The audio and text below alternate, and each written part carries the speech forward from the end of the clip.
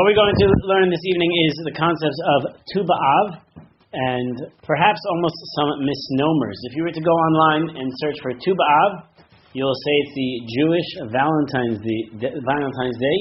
You'll say it's the Jewish Cupid Day. They may even show you pictures of people like dating or hugging or doing other things. And the question is that what the day is about? What is the purpose of it? Where is the source for it? We don't have anything in the Torah of what we know as Tu B'Av. As mentioned earlier, Tu B'Av is Tet Vav, the 15th Tesvav of Av, which happens only a few days after Tisha B'Av. And so if it happens only a few days after Tisha B'Av, what is the nature of this holiday? And it actually becomes a holiday of consolation.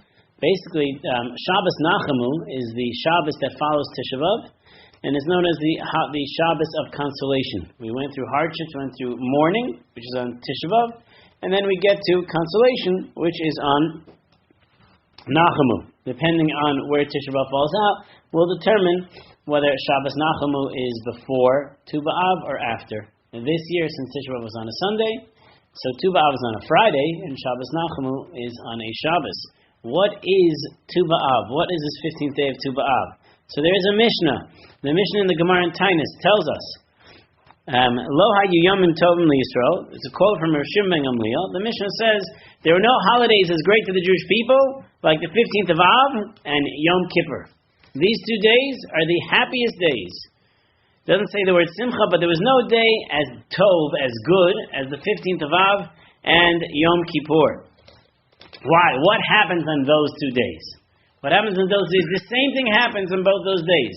The first thing that happens is, Benos Yerushalayim, the daughters of Jerusalem would go out wearing white clothing that they borrowed from their friends in order so they shouldn't offend somebody else and shouldn't get embarrassed if they have fancier, nicer clothing than the next person.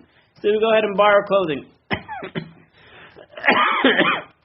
And they would go out there, and let's see if you have it on our page over here. Doesn't even say it on our page over here. Okay, so they would go out there. Let me just get the line here. Yosos v'cholos v'kram, and walk around, and they would basically dance around. And what would they say? They would say, "Young lad, feast your eyes." It's a poor translation. Sanai necha, look over here, and choose which is the one you're looking for. Don't put your eyes on beauty. Look at yichus. Look at family, of where the family comes from.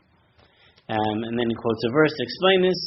And then it says, and the Talmud continues, that each one of that there were basically 4 statements recited by the girls of what you should look for in a wife. So the oddity over here is present for many different reasons. One is the fact that Tu B'Av, the 15th of Av, is compared to that of Yom Kippur. We don't even know where this Tu B'Av came from, like where did it show up from. That's the first thing. The second thing is, both on Tu B'Av and on Yom Kippur, girls would go out dressed in white, dancing around, and creating a scene for shidduchim. That they would now see a scene for marriage, which is usually the exact opposite as to how shidduchim work, where the women aren't necessarily walking around requesting men to choose a wife for themselves. Rather, it would be something that's either in a more tsanua way, more modest way, or that the women wouldn't be promoting this, rather the men would be promoting it. Next is the fact that they have to borrow clothing. And what is the correlation really between the 15th of Av and Yom Kippur? What does one have to actually do with each other? And lastly, which we're going to go into, they tell the men what they should be looking for in a level of spirituality. So that's what the Talmud basically tells us. It's a Mishnah. It's a very difficult Mishnah to understand because we don't really know anything about the 15th of Av. So there's a correlation to somehow between Tu B'Av and Yom Kippur. If you look at your pages over here, this is a piece we've taken from Eish HaTorah. Eish HaTorah has 6 events that occurred on Tu B'Av. So the Gemara, before we get there, before we get to this English page, the Gemara asks the question. The Gemara says, what is so special about Yom Kippur that it's such a happy day? The Gemara says, I'll tell you what's so special. Well, we got atonement and we got the second tablets. That's what happened in Yom Kippur. We received the second set of tablets. So after Moshe went and broke the first tablets, which is on the 17th of Tammuz, And then after Jewish people atone, then they have an atonement, and that atonement brings them to the time where they're able to get the second set of tablets. So that's the Simcha. That seems to be the holiday of the day. The Mishnah, as I'm going to mention over here, mentions the following. The Mishnah says, how do I know that there's a happy day? Well, there's a verse that says, Ubiyom Simcha, so the happiest day, the time of rejoicing, which sounds like the day of a wedding. That is, what is that time? It says Yom Simchaso, it's Yom Kippur. And then Yom Chatunaso, the day of your chasen, of the wedding, is Matan Torah. So there's a Simcha day, which is Yom Kippur, and then there's a wedding day, which is Matan Torah, the day is actually given. So somehow there is a correlation between these 2 days. Yom Kippur is a day of happiness, undefined, and we don't know why. And then there's a day of a wedding, and that is a day when we actually receive the Torah. The question is, which Torah is that we're receiving? The day that on Yom Kippur when we receive the Torah? Shavuos when we receive the Torah? What's going on? So we're going to take a look now on your page over here, the page in front of you. The Mishnah tells us there were no days as festive as Israel, the 15th of B'Av and Yom Kippur. What is Tu B'Av? The 15th of Hebrew month of Av, and which way is it equivalent to Yom Kippur? Our sages explain that Yom Kippur symbolizes God's forgiving Israel for the sin of the golden calf in the desert. Okay, because again, Moshe went up. We heard the Ten Commandments, and then Moshe was coming down with the tablets, and then he breaks them, and then on Yom Kippur, and why is he breaking them? Because they sinned with the golden calf. And then Yom Kippur we have atonement, and that atonement is going to give us the second set of tablets. Whereas on that day that he finally accepted Moshe's plea for forgiveness of the nation, and on that same day Moshe came down from the mountain with the new set of tablets. Just as Yom Kippur symbolized the atonement for the sin of golden calf, Tu B'Av signifies the atonement for the sin of the spies. Okay, where do we get that from? We'll have to see where that comes from. So there are 2 biblical problems that the Jewish people suffered with. One was the breaking of the tablets, otherwise known as the golden calf, and the second one was the sin of the spies that caused them to not go into the land of Israel. Where 10 men came bearing such negative reports, which reduced the entire nation to panic. As a result of the sin, it was decreed by God the nation should remain in the desert for 40 years, and that no person 20 or older would be allowed to enter Israel. On each Tisha B'Av of those 40 years, those who had reached the age of 60 that year died. 15,000 people died each Tisha B'Av. Plague finally ended on Tu B'Av. So the Gemara tells us what events actually happened on the 15th of Av. So what we're going to see right now is that there were events that happened that made this a joyous day, and because of that joyous day, the women went out in white, dancing around, telling the men what they should be looking for. So it's 2 different things happening. The women going out, and the reasons of what actually happened that created this day of happiness. So event number 1. As noted above, the plague that accompanied the Jews in the desert for 40 years had ended. That last year, the last 15,000 people were getting ready to die. God in His mercy decided not to have that last group die, considering all the troubles they had gone through. Now, when the 9th of Av approached, all the members of the group were ready to die, but nothing happened. So the way it worked every year, as Tisha B'Av was approaching, they would dig burial plots, and anyone who was there from the original time of the spies, they would go in those burial plots, lie down, and then get up if you were alive the next day. If you weren't, you were buried on the spot. That's how it worked year after year after year. Pretty unfortunate time for the Jewish people. For 40 years, what do you do, Tisha B'Av? Well, we dig graves, we lie in them, and we'll see who's going to wake up the next day. And again, it's only going to be those people that were at the time 20 years and above from the time of the sin of the spies. So what happened?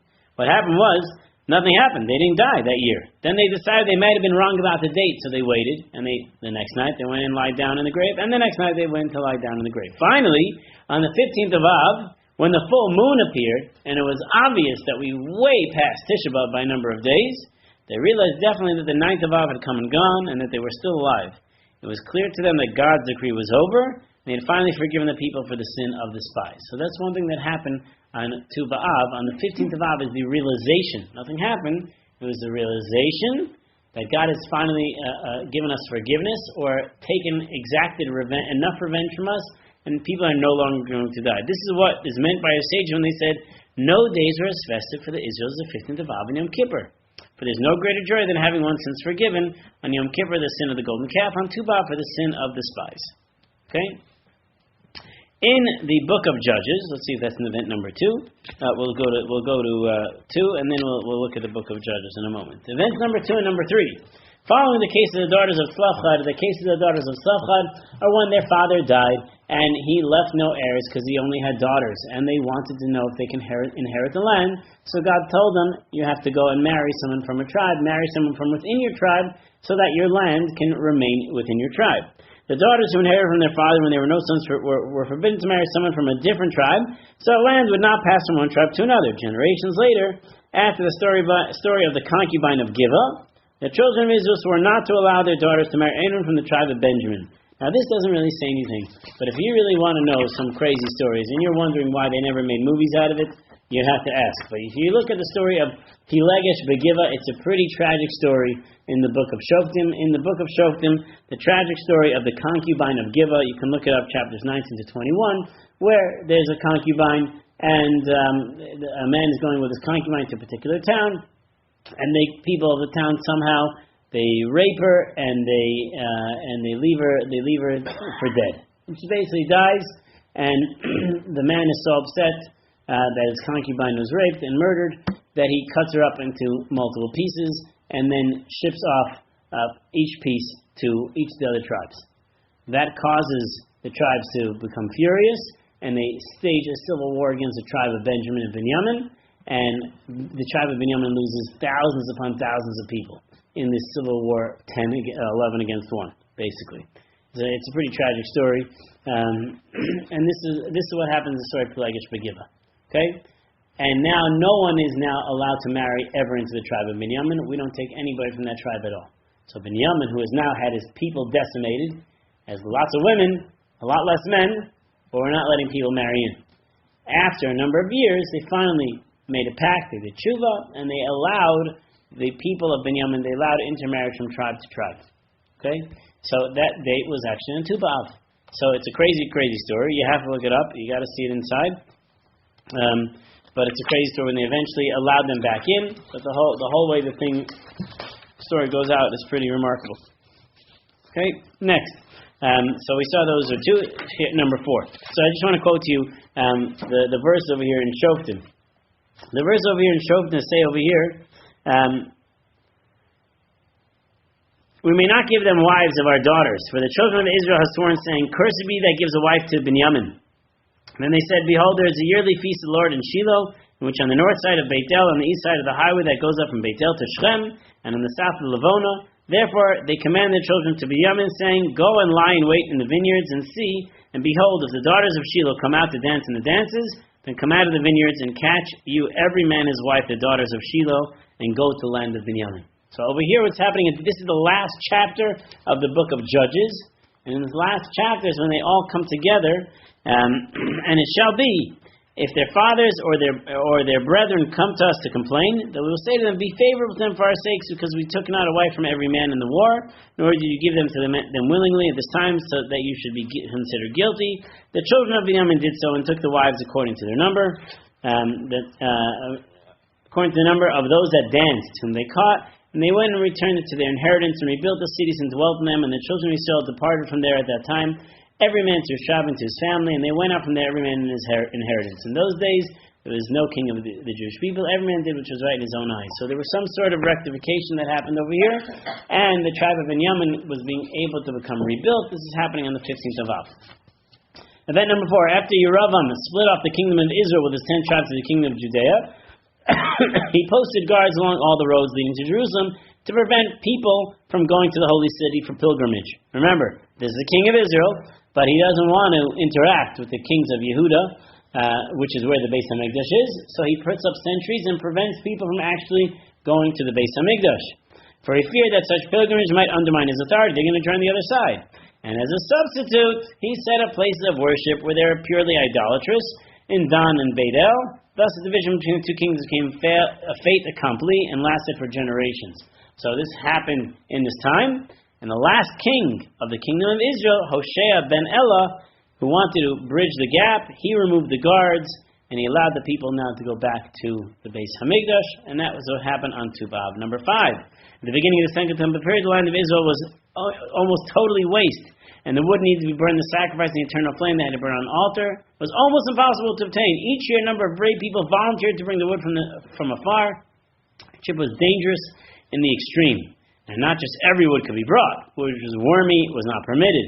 Dampness and cold are ideal conditions. Dampness and cold are ideal conditions for the breeding of worms in wood. As a result, all the wood that we needed until the following summer had to be collected before the cold set in. The last day that wood was brought in storage was Tu B'Av, and it was a festive occasion each year when the quota needed was filled by that day. And lastly, number 6, long after the event, the Romans finally permitted the bodies of those who had been killed in the defense of Beitar to be buried. This is a double miracle, which we say in the last paragraph of our benching. Hatova Hametiv is what we call that paragraph. And that, the first, the Romans finally gave permission to the burial, and the second, in spite of a long period of time that elapsed, the bodies did not decompose. This permission was granted on Tu B'Av. Okay? So Tu B'Av became this minor festival. Minor festival, which today we say is not actually celebrated. The quote in Halacha that we actually don't celebrate physically the holiday itself.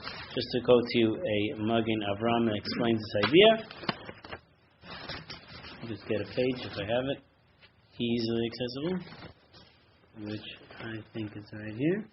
I thought it was.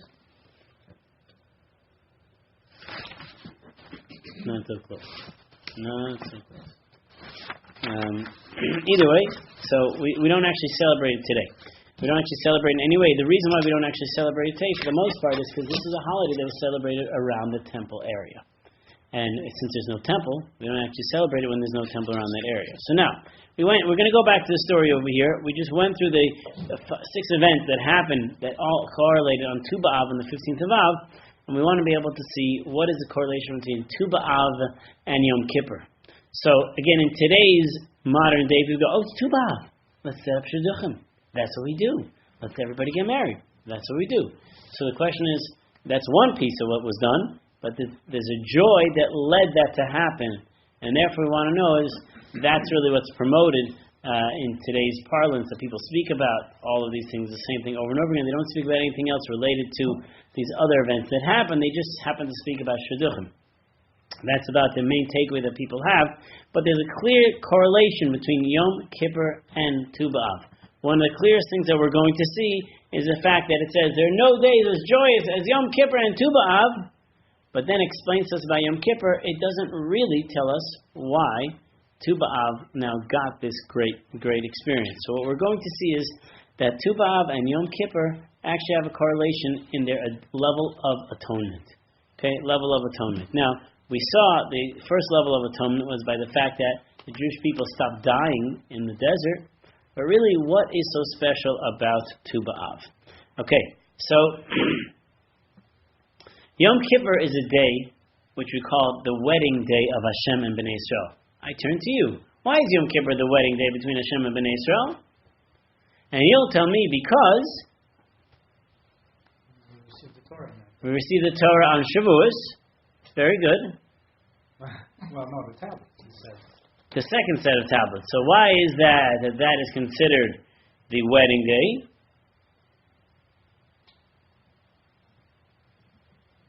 So Shavuos was really the wedding day. You would agree that Shavuos is the wedding day?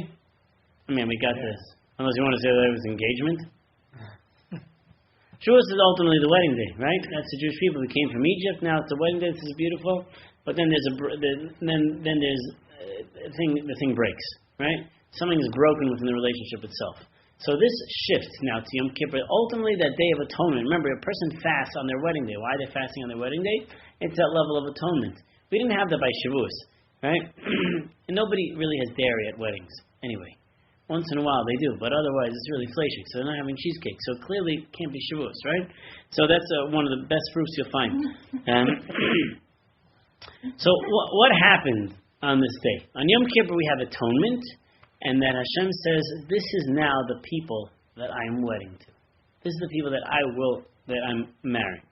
What's unique in this day is different than that of Shavuos. In Shavuos, what happened was, we were brought to the mountain. We're brought to the mountain to receive the Torah. What happens when we're brought to the mountain to receive the Torah? God says, I'm giving this to you, and you're taking this. The mountain is given over, He held the mountain over our heads, and we're taking this. So we have a passive We have a passive role in our experience of receiving the Torah. Shavuos is basically a passive role. We come there, you give it to us, great. What happens? The tablets break, and now we go through a period of atonement. 40 days of atonement, the month of Elul, all the way until Yom Kippur. And Yom Kippur, what happens? Hashem, we want that relationship with you. We need atonement from you. Before, we were little kids that were thrown into school. Now we're adults that really want to be able to atone for ourselves. And therefore, what happens? Hashem says, Salachti kidvarecha, I'm going to give you the atonement that you're looking for. And that now has a paradigm shift. The paradigm shift was not simply a passive act on our part. Rather, it was an active role that we as Jews played. That active role, which led to Hashem giving us the second set of tablets, now changes the way that we receive the Torah, number one, and two, the relationship that we have with Hashem. Hashem says, that's what I'm looking for. I'm looking for an active role from the Jewish people to be able to have this relationship with them. Before I was passive, I was feeding them everything, and now it's going to be much more active. They are yearning for that relationship, and this is the shift. What's the shift? We said that Hashem marries the Jewish people. The Jewish people are considered to be the Kala. Hashem is considered the Chatan, the Chasan, and the Jewish people are considered to be the Kala, the bride. When we go ahead and push ourselves that we want the relationship, we want the connection, what ends up happening? What ends up happening is that the bride circles the Chasan. The bride is the one who's going out of their way. Did you catch that? Okay, again, just to repeat, usually the chassan goes after, the groom looks after to find the wife, and that the wife plays a passive role. But we as the Jewish people who became the ones yearning for the relationship with God, we became the Jewish people on the what we call the quote-unquote the bride side became the active role to search God, to have that relationship, to have that wedding. Therefore, the parallel to that on Yom Kippur was that the women went out and declared, gentlemen, find yourself the proper wife. Look, we're here for you. Okay? So the shift was that when the women went out, they were mimicking the role of Bnei Yisrael to Hashem, of the Jewish people to Hashem, to develop this relationship. Next. That's a separate story. That's a separate story. Sfardim told me that they don't do that. I don't know why. 7 times is a whole other thing. 7 times represents nature, represents the whole concept of totality of everything, fulfillment of everything. So now that we explained this part of the idea, the Mishnah, which describes the connection between Tu B'Av and Yom Kippur, the Mishnah doesn't actually say what happened on the 15th of Av. We know that in Yom Kippur certain things happened. The Jewish people pushed themselves for a level of atonement, and that brought the relationship together. But what happened on Tu B'Av? What happened on this particular day? So, where are we in time? Pretty late. Okay. There's another concept that, before we get to Tu B'Av, there's another concept of what Yom Kippur is. Yom Kippur is atonement for what sin? Golden calf. Yom Kippur is atonement for the golden calf. Who were the ones that sinned with the golden calf? Right, but you're being too fancy on me. Simpler? The Jews, the Egyptians. The men. The golden calf was sinned by the men because they went and took their wives' jewelry. The women were the ones who actually did not sin with that on Yom Kippur. And therefore, when it says that the Benos Yerushalayim, the women of Yerushalayim, went out wearing white, the significance of it that they went out wearing white was because of the fact that they're not the ones who partook of that sin. So on Yom Kippur, it was only the women who did not partake of that sin. When they came out in white, it was symbolizing this level of purity, that we have atonement. So this time was a special time for the Jewish people to go out to be able to receive this level of atonement. Okay, so that being said, Yom Kippur is a time when the Jewish people need atonement between themselves and Hashem. They need atonement between themselves and Hashem because of the sin of the golden calf. The sin of the golden calf is the sin of idol worship. Ultimately, that's the sin between man and God. So, one thing that we do know about Yom Kippur is that as much as Yom Kippur is a day of atonement, the biggest problem that we have with Yom Kippur is not the fasting. The biggest problem we have with Yom Kippur is the fact that you do not get atonement from God unless you go to your friend and ask for atonement.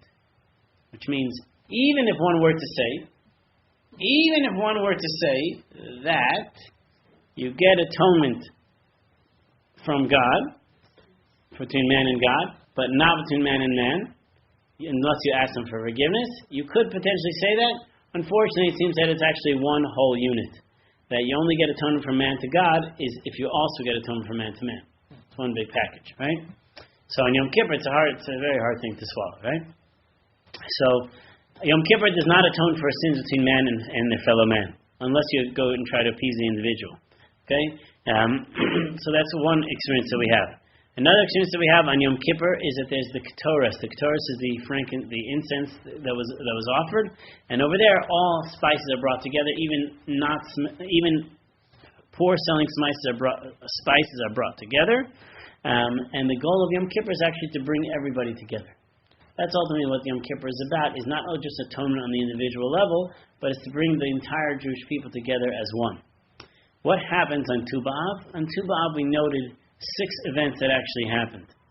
If Yom Kippur was a time of atonement, of forgiveness that we're supposed to get, so there must be on Tu B'Av, if that's the parallel, there must be some level of atonement that actually comes. So one of the things we saw, which we didn't actually expound upon from our English sheets over there, is that Yom Kippur is atonement for the golden calf, and Tu B'Av is atonement for the sin of the spies. Says Rav Tzadok Hakon of Lublin, he explains that really what happened was the Jewish people, when they came to Har Sinai and they received the Torah, the Talmud says they brought 2 crowns were put upon their head. Every Jew received 2 crowns of Na'aseh and Nishma. So says Rav Tzadok, they sinned. What was the sin? When they sinned once, those crowns were taken away. Ultimately, the second crown that was taken away was that which led to the sin of the spies. You have the golden calf and the sin of the spies are the 2 main sins that happen to the Jewish people. If these are the 2 main sins that happen to the Jewish people, then when they get full atonement, that is from Yom Kippur and from Tu B'Av. That's the full atonement that can enable the Jewish people now to go back into the land of Israel. What happens on Tu B'Av? So we saw the tribes now became permitted to one another.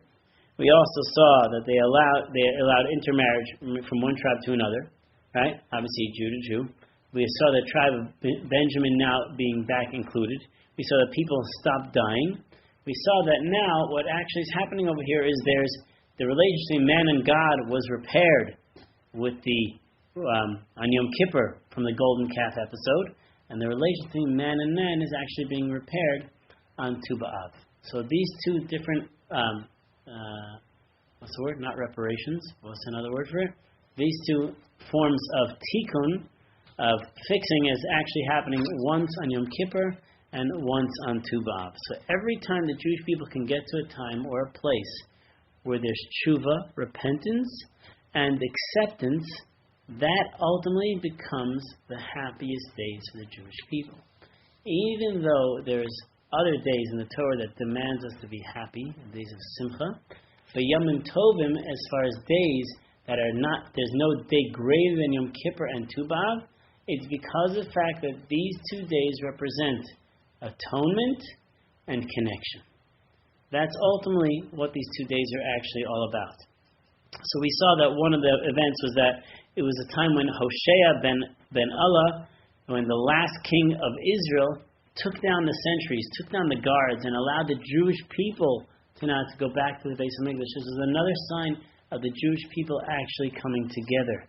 Similarly, when they actually were able to bring enough wood for the fire, at the same time, this was something that this was a special day, knowing that they got to a certain level of completion. So the Chida explains that each of these reasons are not actually separate reasons, each one are compounding reasons. Every reason they all agree is this one, plus this, plus this, plus this. More things are happening that gave us a sign that, wait a minute, we put these things together too, Bob? Wow, that's the day that all these great things keep happening. Why? Because as we've said many times in the past, when we look at time, time is not linear. Time is something that's circular for us, and time has substance within our lives. When we say time is substance, it means these are good times for things, these are mazel tovs, and these are mazel ras, right? We have good times, We have bad times. Time is auspicious. Time is ominous. So when you notice each of these events that are happening, they're all happening on Tu B'Av. It's a very positive time that's happening for the Jewish people. So when they sense the positive time that's for the Jewish people, a time of atonement, this is one of the greatest times that a person can actually have for Shidduchim, because they have levels of atonement within themselves and within the Jewish people.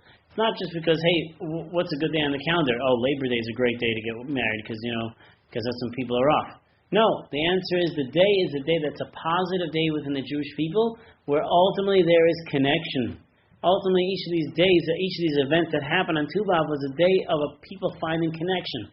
When the people stopped dying with the sin of the spies, it was now they said, we have atonement, we have connection again with Hashem. When the tribe of Binyamin were allowed back in, we have connection with one another. When the tribes were allowed to intermarry with one another, this is beautiful, this is amazing. So ultimately the day of Tu B'Av is the day when deep connections can be made. If deep connections can be made, that makes sense why we use it as a day of Shidduchim.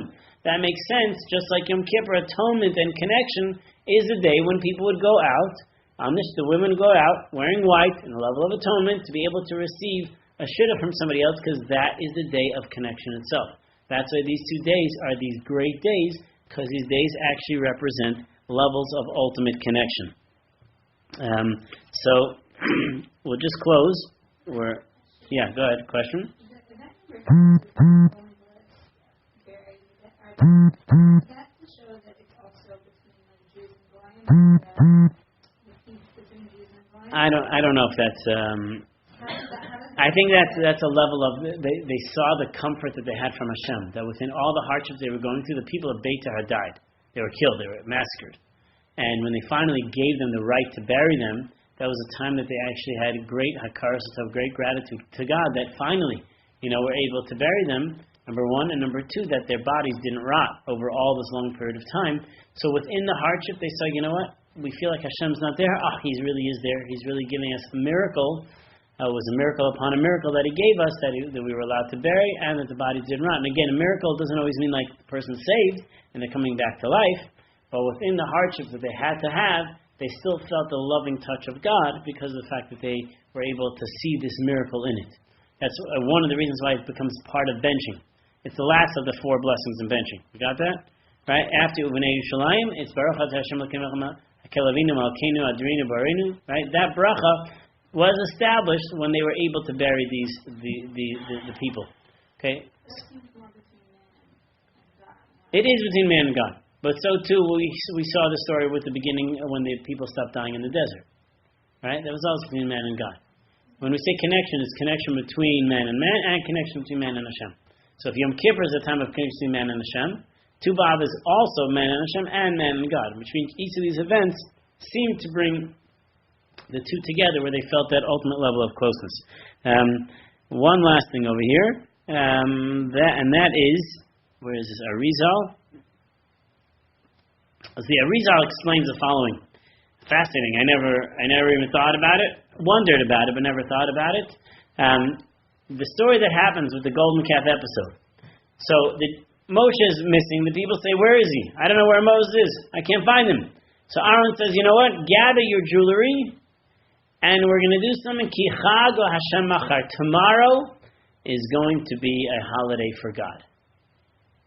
Tomorrow is going to be a holiday for God." What happens? He gathers stuff. Aaron thinks, if I take the jewelry and if I make it, I'll be slow, I'll be deliberate, I'll take time till Moshe comes down. And eventually he brings out this golden calf, right? Eventually the golden calf seems to be carved by Aaron or made by Aaron at the time. But he's trying to delay for Moshe to come down. But he announced to the Jewish people and says, there will be a holiday for Hashem tomorrow. Says the Arizal, that holiday never happened when Aaron made this golden calf. And Moshe came down because they were already sinning with this golden calf. The holiday never happened. But says the Arizal, there is a machar. Whenever the Torah tells you Chag Hashem machar, when the word machar, which means tomorrow, is used in Torah, there's machar which is tomorrow, and then there's machar. The Gemara says la'achar zman, at a later date. There'll be another machar. There'll be a tomorrow that's going to come.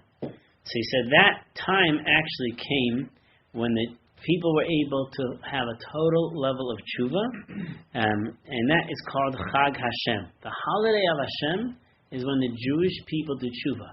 Not the holiday of the Jewish people. The holiday of the Jewish people is when God says, I'm giving you this holiday. The holiday of Hashem is when the Jewish people do tshuva. That is considered, quote-unquote, a holiday of God. God is rejoicing in us every time we're able to fulfill that level of tshuva. So therefore, he says, on Tu B'Av, what happened is the daughters of Shiloh went out, which we saw in this verse over here. When the daughters of Shiloh went out, so let me, again, pull up the verse over here. And the verse is over here, hold on. The verse is over here. I'm just going to back up to one that I skipped before. The whole congregation sent someone to speak to the children of Binyamin. And Binyamin returned at that time, and they gave them the wives whom they had saved alive for the women of Yavesh Galad, and it was not enough for them. And the people felt regret for Binyamin because the Lord had made a breach in the tribe of Yisrael. Then the elders of the congregation said, what shall we do for wives for them that remain, seeing the women are destroyed out of Binyamin? They said there must be an inheritance for them. And so therefore it brought us to our story that we had over here. Behold, there is a yearly feast of the Lord in Shiloh. I can't translate from this English. It's very hard for me to translate this English. I apologize. And they told the children of Binyamin, go and lie in wait in the vineyards, and see, behold, if the daughters of Shiloh come out to dance in the dances, then come out of the vineyards and catch you every man for the wife of the daughters of Shiloh. So what happened was, on this 15th of Av, the daughters of the daughters of Shiloh, the tribes of Binyamin, they went out that time in order to allow the tribe of Binyamin to come back in. So, because of the fact that they allowed them back in at this time, says the Arizal, that became the holiday that Aaron was not able to celebrate with the Jewish people earlier, with the golden calf. Now he's actually able to celebrate it later on. That is going to be the holiday that comes later on.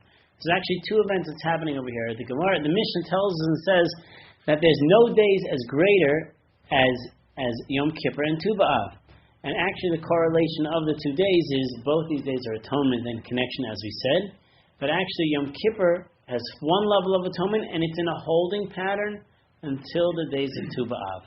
And this is, again, as we said, this is why it's important for people to go out to the level to look for shidduchim and the like on this particular day, to try to create marriage partners on this day. The reason being that it's a day ultimately of connection. And that means the divine flow that comes down during this day is a divine flow that says, let us find connection with other people, and that gives the opportunity for why the women went out both in the times of Tanakh and in the times of the Beis Hamikdash. Again, it's not, the holiday is not celebrated today because each of these events happen surrounding the temple area, but still there's a divine flow that says this is a time that people can connect and find their marriage partners.